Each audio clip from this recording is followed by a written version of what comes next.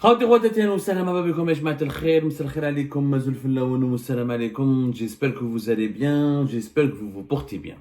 C'est toujours la campagne électorale en Algérie, elle est vers la fin, elle va avoir normalement dans la loi électorale algérienne, 3 jours avant le jour du scrutin présidentiel, à savoir le 7 septembre, donc 3 jours avant, vers le 2-3, on va avoir la fin de la campagne électorale. Nous sommes le 30 août 2024, donc dans 2-3 jours, on va clôturer cette campagne électorale qui a été particulièrement inédite, historique. On l'a suffisamment dit dans des débats, dans les émissions d'Algérie Park, on l'a expliqué. Cette campagne électorale, pour les élections anticipées du 7 septembre 2024, elles étaient extrêmement particulières. En plein mois d'août, désintérêt total de la population, énormément de bêtises, de polémiques inutiles, stériles, absence de programme consistant, concret pour apporter des solutions aux problèmes, aux préoccupations, aux problèmes que vive la population algérienne au quotidien, du folklore, de l'extravagance, de la manipulation et du mensonge. Il y a eu tout, on a tout vu dans cette campagne électorale qui était franchement, c'est la première fois que le pays, en tout cas, et d'ailleurs il n'y a pas beaucoup de pays à travers le monde qui ont connu une telle particularité.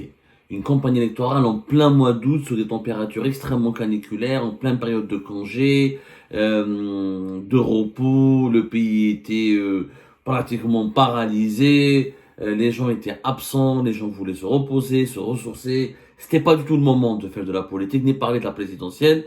En plein mois d'août, c'est rare. C'est rare qu'un pays, à travers le monde, en pleine période de congé, encore une fois, au moment où la population, elle cherche à se reposer, à accéder à des loisirs, à se ressourcer, et avant même la rentrée sociale, il y a eu une campagne électorale, et certaines séquences de ces campagnes, on vous a montré pas mal de vidéos, dévoilent les véritables dysfonctionnements du pays et l'incapacité des dirigeants algériens à répondre réellement aux besoins de la population. Je vais vous montrer là une vidéo de quelqu'un, c'est un politicien très intéressant que j'ai connu, qui est l'un des responsables de la direction de campagne de Tebboune. Il s'appelle Lamine Osmani. Lamine Osmani, vous ne le connaissez pas, ou les Algériens et les Algériens qui suivent la scène politique en Algérie le connaissent, dans leur pays le connaissent. C'est quelqu'un qui a fait son apparition à l'époque de la campagne pour le 4e mandat de Bouteflika. D'ailleurs, moi, je l'ai rencontré sur un plateau d'An-Nahar TV. Je l'affrontais souvent dans des débats. Moi, j'étais à l'époque contre le 4e mandat. Je me suis positionné contre le 4e mandat. J'avais mes arguments, d'ailleurs, j'ai eu raison, parce que le 4e mandat a abouti à une catastrophe. Et je contredisais les partisans et les responsables et les délégués de la campagne électorale, de la campagne favorable au 4e mandat d'Abdelaziz Bouteflika. Il est un peu intéressant de Lamine Osmani, parce que c'est pas un chiite classique. C'est pas quelqu'un qui est chiite, un chiite spécial. C'est quelqu'un qui est dans le soutien critique. Il soutient le pouvoir, mais il critique. Il dit voilà, il reconnaît les insuffisances, il reconnaît les problèmes, il reconnaît les incohérences. Il demande aux membres du gouvernement, là, aux dirigeants d'apporter des changements, des choses. Il y a une marouche avec l'obséquiosité, dans l'excès de zèle est énorme, dans les excès vraiment, il n'est pas aveuglé par l'esclavage, c'est pas un esclave. Il n'est pas un partisan absolu, il n'est pas d'accord sur tout ce qu'il dit, ce qu'il fait. Mais il soutient le régime, c'est un élément c'est un propagandiste toujours favorable à la politique du régime et toujours là pour défendre l'agenda du régime algérien. Mais c'est un politicien très intéressant. Voilà, très intéressant. Choufou, il est parti à Adrar. Comme Abdelmajid Tebboune était hier donc à Janet. Et les cadres de sa campagne électorale, parce que contrairement aux 2 autres candidats malheureux qui sont présentés aux élections présidentielles du 16 septembre prochain, ils ne sont pas soutenus par une galaxie de partis politiques. Abdelmajid Tebboune, il est soutenu par une galaxie de partis politiques, parmi lesquels le parti d'Lamine Osmani, qui s'appelle La Voix du Peuple, Sawt al-Shab, qui a été créé récemment en 2019. C'est une des formations politiques qui ont été créées spécialement par le régime algérien après la crise politique enclenchée par le Hirak de 2019, pour donner l'impression qu'il y a une nouvelle Algérie qui est en train de naître, qu'il y a de nouveaux partis, qu'il y a de nouveaux visages, qu'il y a de nouvelles formations politiques. Il a participé aux élections législatives. Ils ont 3 sièges d'ailleurs, ils ont 3 députés au Parlement depuis les élections de 2021. C'est un parti politique qui n'a rien de nouveau parce que ils sont issus de l'ancien Front National algérien, le FNA, de Moussa Touati, qui était connu entre 2014 et 2019. Jihad Lamine Osmani, il a quitté le FNA, il a créé son propre parti, Sawt al-Sha'b. Mais en réalité, Lamine Osmani, vous allez allez-y revoir les vidéos et les émissions, les meetings, toute la propagande qui était autour du 4e mandat de Bouteflika, vous allez le voir. Lamine Osmani était l'un des lobbyistes favorables au 4e mandat. Après le 4e mandat de Bouteflika, Lamine Osmani se charge de la mission de promouvoir le 2e mandat. Libre à lui, moi je suis pas en train de juger. Encore une fois, je trouve qu'il est vraiment parmi, je le dis, je l'ai connu, parmi dans toute la tribu de chiétines et de zélateurs, écervelés et qui manquent de bon sens et d'intelligence. Lamine Osmani, c'est quelqu'un qui est vraiment, qui a des positions les plus honorables. Au moins, il a un niveau d'instruction, il parle bien la langue arabe, il parle bien le français, il voyage, il est ouvert d'esprit, il a des positions critiques, il propose des solutions, il participe, il essaie d'être la passerelle entre les citoyens et les autorités. C'est un député très dynamique et actif. Mais, je vous fais Adrar, je vous montre une vidéo. Cette séquence entre la rencontre entre un citoyen de Adrar et d'une localité fait Adrar, d'une région. Il a été dans une région fait Adrar, la localité pas très loin. Adrar, c'est une très grande wilaya, elle a été divisée en 3 d'ailleurs. Ain Salah a wilaya wahada depuis 2021, Timimoun a wilaya wahada, mais peut-être Adrar, ça reste quand même l'une des wilayas les plus importantes du pays. Donc, cette vidéo, cette rencontre, elle est extrêmement instructive et elle nous renseigne sur les anomalies, les bizarreries, les extravagances de cette élection présidentielle anticipée du 7 septembre. والله نقول لكم لو زرتمونا لو وجدتمونا نحن الضيوف وانتم اهل البيت. هذا عبد الضعيف وتدر عبد القادر معروف في المجتمع المدني في التواصل. تغيير عازمون. اذا من قيس الرئيس اولا التلقي الوطني، ثانيا بس احنا كنا في الجزائر عندنا 11 اليوم الجنوب محقور في ليفول الطيارات والله غير محقول. اذا كلام كبير. ادعو وزير النقل مطالب السكان ان يكثف طائرات حصه الرحلات من اضرار العاصمه، خاصه عندهم مرضى كاين حاجيات. اذا هنا هو هذا ما يجب ان يكون. احنا كسلطه سياسيه اننا نسوق وندير تواصل وندافع على هموم الشعب. نعم. واليوم هذا الاستحقاق فعلا هو عن قناعات ان ماشيين مع الرئيس على اساس انه كاين اراده صادقه وكاين مكتسبات وانجازات، وكذلك استمرار على تحقيق تكمله هذه الاصلاحات. ولكن في نفس الوقت هي فرصه انه نحكي اليوم في اضرار، نتحدث عن الكهرباء، نهضر على النقل اللي فعلا عدد رحلات قليل بالمقارنه مع متطلبات. طمنينا مع تلمسان بسكرة عندنا بقاء يكونوا عندنا. كذلك عندنا مطلب ثاني، ولادنا رانا كوبيين، ما عندناش مستشفى تاع كوبيين. الناس اللي نشوفهم هنا راه ما حكاوليكش. صلوا على النبي يا جماعه، والله شوف عندهم واحدين بساتين ما عنده لا شهريه لا والو. ايوا كيفاش الحوادث؟ واحد من هنا لبشار يروح 4 مواعيد على جال عمليه ولا حاجه، وحنا ولايه اضرار فيها النفط فيها البترول فيها الذهب فيها الصالحين فيها كلش. اذا نهتموا لنا بهذه الولايه الرئيس، يديروا لنا مستشفى كبير تاع العيون ومستشفى كبير تاع السرطان.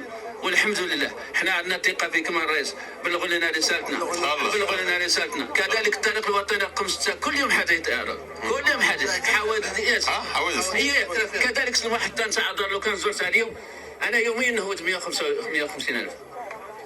معظم الناس النقل دونك راك تقول هذا المسؤول لازم يخرجوا من بيروات ويحوسوا ويروحوا على علم مكان. الله اكبر. اذا المواطنين اضرار راهم يستهدفون على الطاقم الحكومي ان يكون في مستوى توجيهات الرئيس والذهاب الى علم مكان. فاليوم هذه صرخات مواطنين، وانا كسياسي اذا ادعو حتى المحطات يدخلها في الرقمنه، كل شيء بالرقمنه، راه كاين تلاعب سبحان الله. Cette vidéo, cette séquence, elle devrait être enseignée dans toutes les écoles de sciences politiques.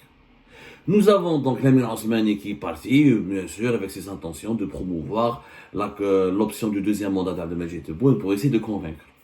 Sauf qu'il rencontre un citoyen très conscient, un homme d'un certain âge, un notable de la région de Adrar, qui lui a fait un cours, qui a donné un cours, une véritable leçon politique aux partisans de Tebboune. Lamine Osmani essaye donc de gérer la situation et il interpelle les membres du gouvernement. Il y a des insuffisances. Effectivement, le notable, cette personne sage de Adrar, n'a dit que des vérités.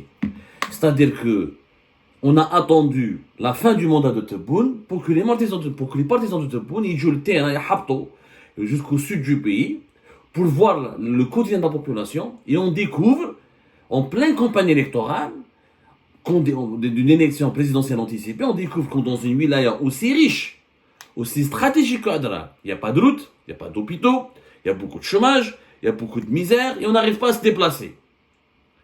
C'est quand même incroyable. Le citoyen, Corona. Vous êtes venus pour promouvoir les élections. Vous nous demandez de voter.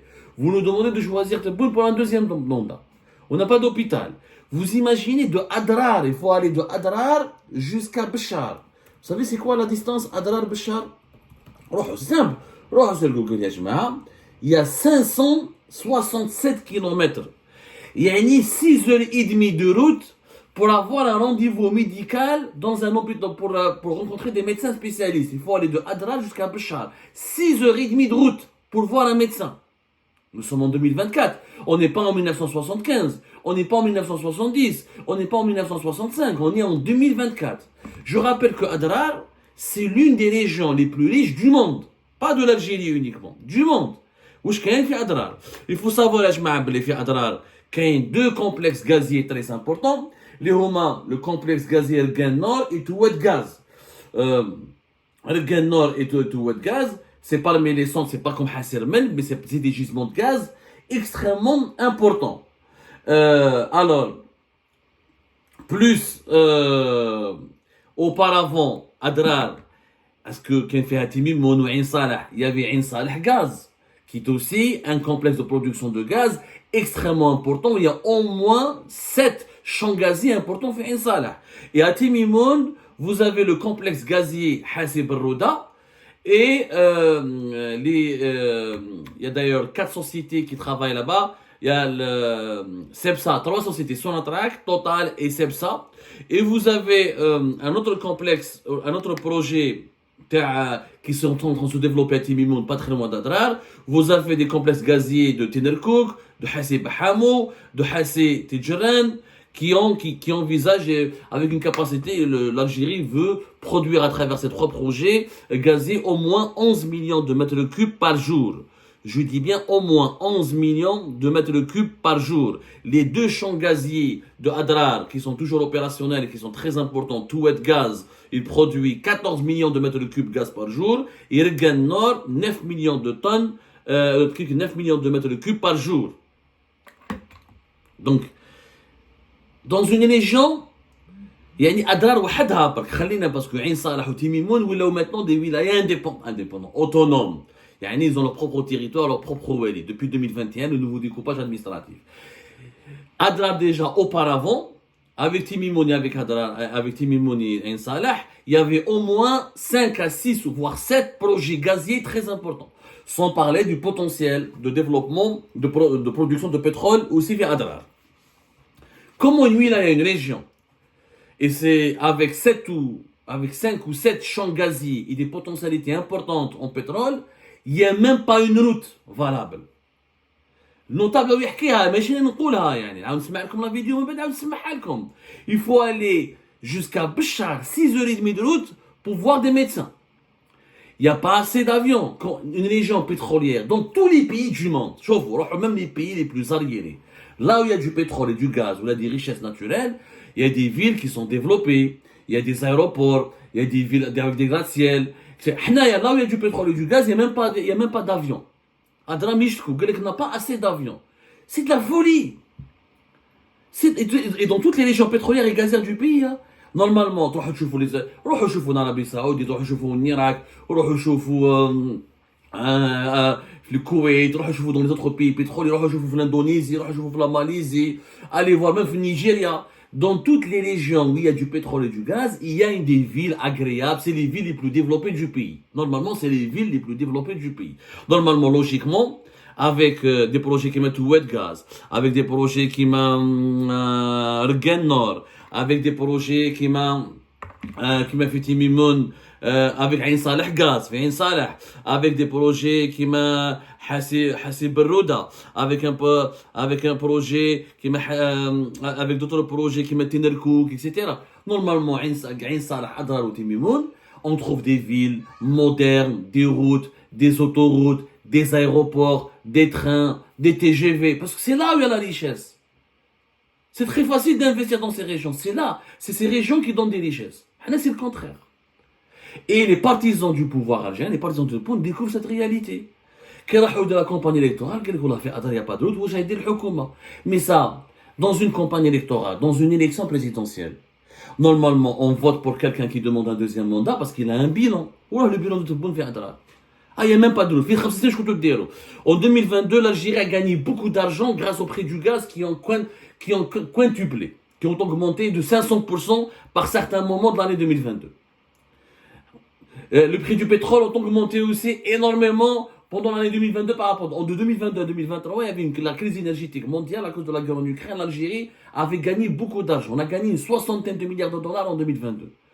Comment se fait-il que dans les pays, dans les régions plutôt, dans les zones où nous exploitons le gaz, où nous produisons du pétrole et du gaz, il n'y a rien, il n'y a pas d'aéroport digne de ce nom, il n'y a pas d'hôpitaux digne de ce nom, il n'y a pas de route digne de ce nom, il n'y a pas de ville moderne digne de ce nom. وهذه في 5 سنين ما فاقولهاش مع التبون. فاقولها. Maintenant que ça date, le problème date depuis avant. C'est vrai le date depuis avant, mais là vous nous avez promis une rupture. Au moins Bouteflika دارهم dans la finerie في أدرار. Là, parce que allez-y parler aux gens d'Adrar, il y a eu des infrastructures, il y a eu de nouvelles routes, etc.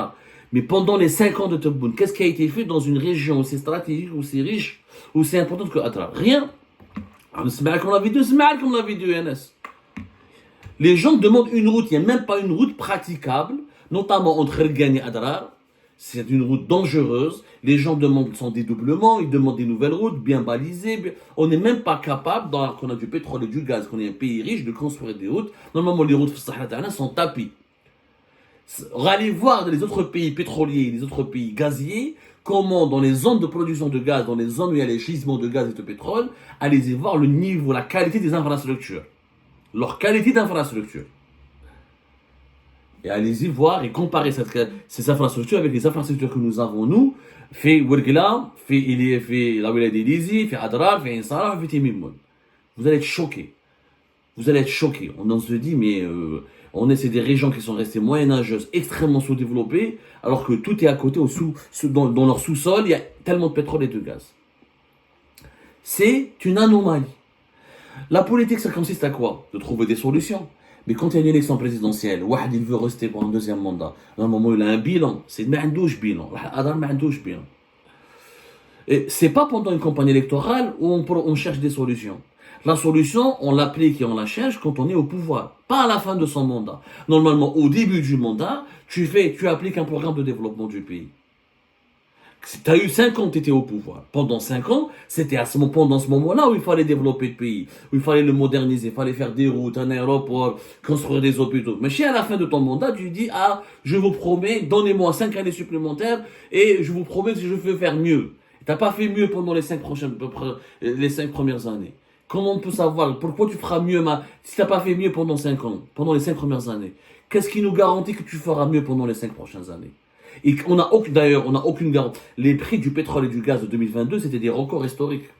C'était des records historiques, des augmentations de 40, 60, jusqu'à 80, même 300% pour certains dérivés du gaz, durant certaines périodes de l'année 2022, le prix du gaz a triplé, quadruplé encore une fois. On n'est pas sûr qu'en 2027, qu'en 2028, qu'on va retrouver une telle bonne conjoncture. C'est fait de bahbouha. 2022, c'était de bahbouha. Le pétrole et le gaz leurs prix ont explosé, on était censé gagner beaucoup d'argent. On n'a pas construit le pays, on n'a pas lancé un programme de développement. Même alors qu'en 2027-2028, les prix vont s'effondrer, qu'on n'aura pas la même opportunité économique. Comment voulez-vous qu'on compte sur les mêmes dirigeants qui, quand ils avaient de l'argent, ils n'ont pas construit le pays? On veut reconduire les mêmes dirigeants au pouvoir, alors qu'on durant les 5 prochaines années, on risque de manquer cruellement d'argent. Et alors ils ont échoué à développer le pays quand il y avait de l'argent. Comment voulez-vous qu'on soit sûr ou qu'on leur fasse confiance pour développer le pays alors qu'ils risquent d'avoir beaucoup moins d'argent? Thomas Belcom, c'est une opération économique très classique. Le pétrole et le gaz, ce ne sont pas des énergies renouvelables, ils sont en train de s'épuiser. Il faut des gros investissements pour mettre en œuvre pour l'exploitation de nouvelles réserves. C'est-à-dire que d'ici 2025, 2026, 2027, pour les 5 prochaines années, on n'a aucune garantie. Si on n'a aucune garantie, ce qui est sûr, c'est que les capacités de production de l'Algérie vont baisser. vont baisser parce que les gisements que nous exploitons, c'est pas des énergies, c'est pas des gisements renouvelables et leur capacité de production va baisser. Donc quand la capacité de production va baisser, ça veut dire la capacité pour l'Algérie de gagner de l'argent va beaucoup diminuer, va beaucoup baisser. Donc on aura de moins en moins de ressources financières pour développer le pays, alors qu'on aura une population qui va augmenter. Dans 2-3 ans, on va atteindre la barre, pour ne pas dire dépasser la barre des 50 millions d'habitants. Donc, c'est une séquence extrêmement précieuse. Elle nous renseigne sur l'incapacité chronique, l'incompétence des dirigeants algériens à développer leur pays. Il n'est pas normal, comme c'est pas la peine de chercher, hein. Allez-y, faites n'importe quelle comparaison. Dans tous les pays, la liste à les pays producteurs de gaz et de pétrole. Et allez-y voir dans les zones où il y a du pétrole et du gaz. Les villes qui sont dans la proximité de ces zones, c'est toujours des villes qui sont plus développées, plus prospères, où il y a une meilleure qualité de vie par rapport aux autres régions, aux autres villes qui composent le territoire national de ces pays-là. Nous, c'est l'exact contraire. Là, il y a le pétrole et le gaz, il y a la misère, il y a le manque d'hôpitaux, il y a le manque de médecins, il y a le manque de routes, il y a le manque d'avions, le manque d'aéroports. C'est anormal. Pourquoi? Parce que nous avons des dirigeants qui se préoccupent par leur confort de vie à la capitale et qui ne se sont jamais préoccupés par le confort de la population locale et qui n'ont pas des programmes de développement. On distribue de l'argent, on compte les salaires, on achète les armes, on finance les policiers, les gendarmes, on fait quelques petits projets à gauche et à droite et le développement du pays, en 2024, dans une région où il y a une dizaine de gisements, une dizaine de champs de gaz et des découvertes de pétrole, où il n'y a pas de route praticable, digne de ce nom, pas d'hôpitaux digne de ce nom, il faut parcourir 6h30 de route pour voir des médecins spécialistes, franchement, c'est un pays qui est en faillite. C'est une honte absolue. Et je demande comment les dirigeants actuellement, qui sont au pouvoir, peuvent dormir tranquillement la nuit en sachant de telles réalités.